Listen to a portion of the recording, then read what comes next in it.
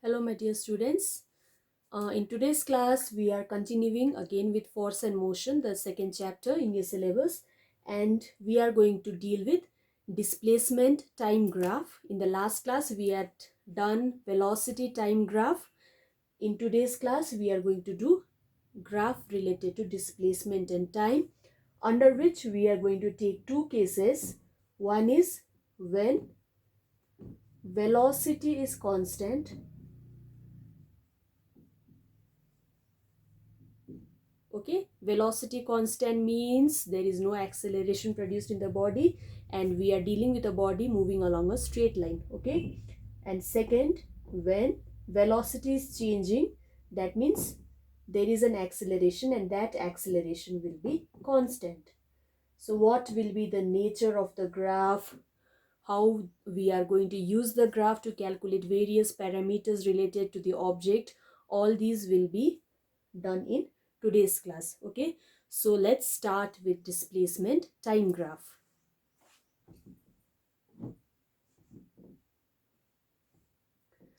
Now displacement time graph is a graph in which a graph is plotted showing the change in displacement.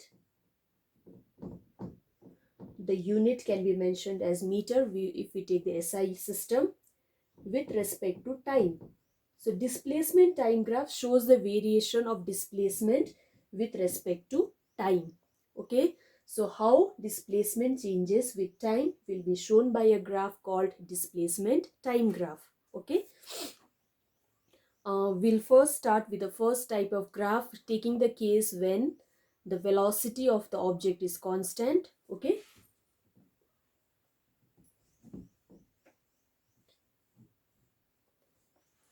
so taking the case firstly when velocity is constant. All right, for which this table is there on the board, the data table giving you the data relationship between time and displacement. Okay, you can see when time is 0, that means initially displacement is 0, the body has not covered any distance. Displacement time 1 second, it has gone up to a distance of 10 meter. Time 2, 20 meter, 3 second, 30 meter, 4 second, 40 meter, and after 5 second, it has reached, it has covered a displacement of 50 meter. Okay, now we are going to plot all these points on the graph. Okay, here you can see we have taken time, the independent variable, on the x-axis, and displacement, the dependent variable, on the y-axis. Units have to be mentioned there. Okay, time 0, displacement was 0, so first point is plotted at the origin. Second, time 1 second, displacement was 10 second. Time 2 second, displacement is 20 meter. For time 3 second, displacement is 30 meter. Time 4 second, displacement is 40 meter.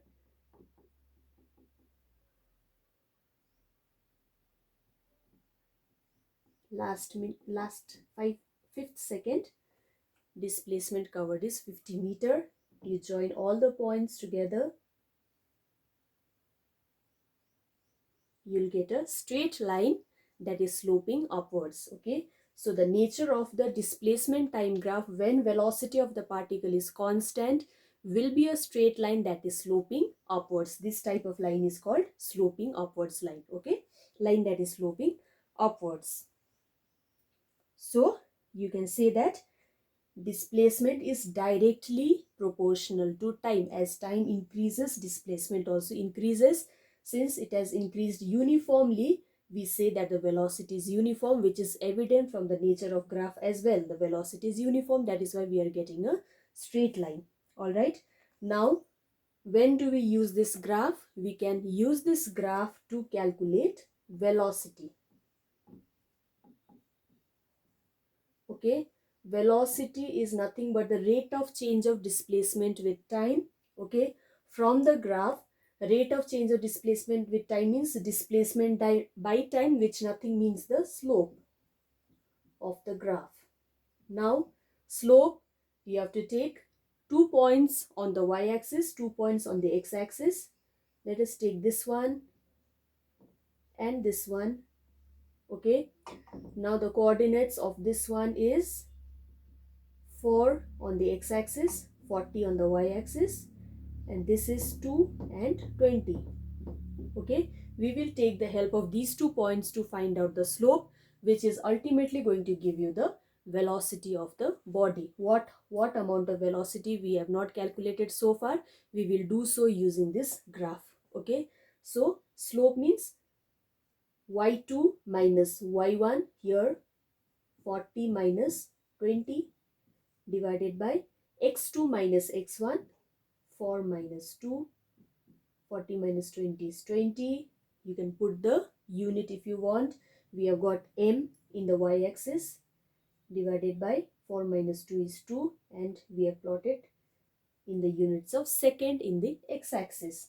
So 220 by 2 is 10 meter per second is the velocity with which the body is advancing. That is how we use displacement time graph to calculate the velocity. Even if you don't know the value, you just have this table in front of you. You have to plot the graph. Then using the graph, you can calculate the slope, which is going to give you the velocity. All right.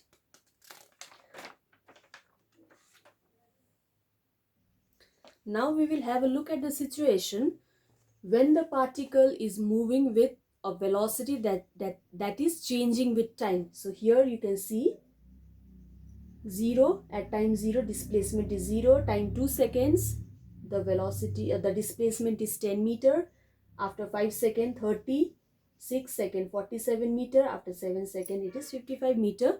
Let us plot all these points on the graph and then see, let us have a look at the nature of the graph. All right, now when time was 0, displacement as well is 0, first point, time 2 seconds. Please have a look at the labels I've taken on the axis. It is not that I picked up from the data table and put it there. It has to be uniformly spread. So though the values are 0, 2, 5, 6, 7, I have not only taken 0, 2, 5, 6, 7. I have taken all the values starting from 0 to 7 here. Okay, so after time 2 second, displacement is 10, somewhere here. Okay, after 5 second, displacement is 30,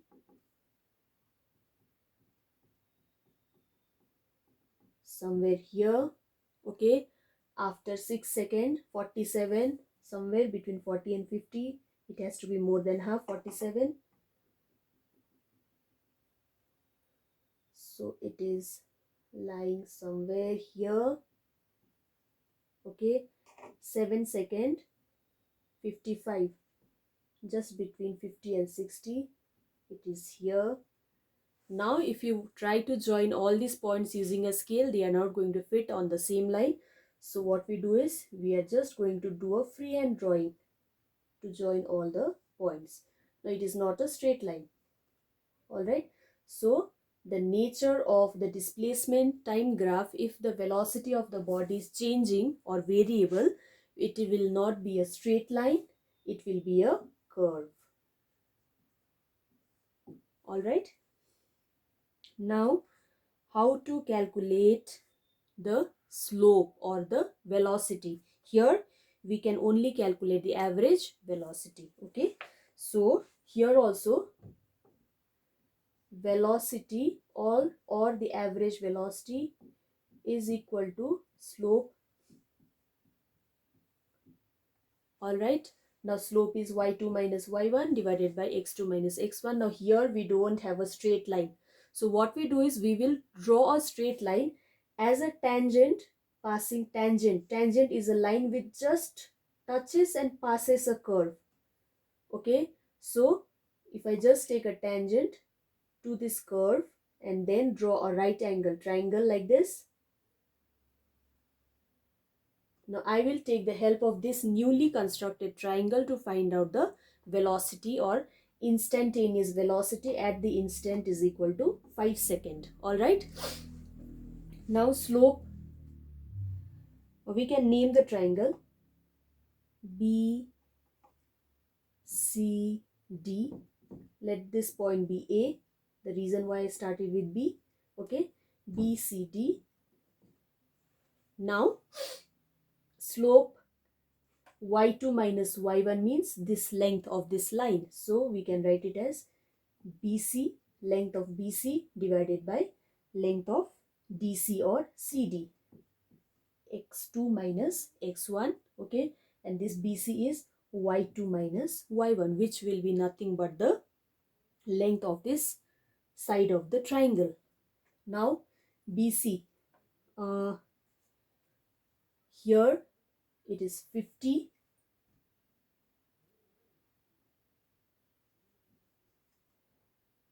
minus here it is 10 meter, unit will be meter, divided by CD, okay, corresponding time to C is 7, minus D, corresponding time is 4.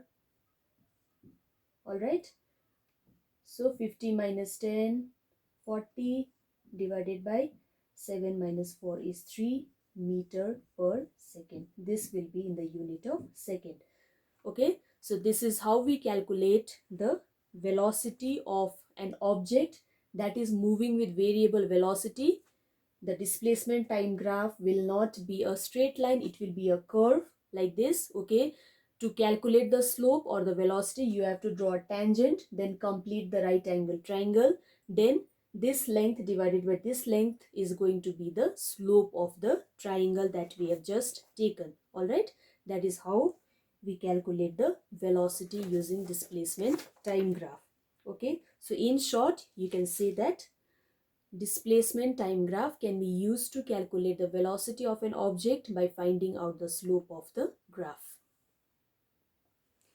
Now we will see how a formula, commonly used formula, that is S is equal to velocity, S means displacement, is equal to velocity into time, can be derived using a displacement time graph. Okay, I've just taken a graph without any data just to show you the nature.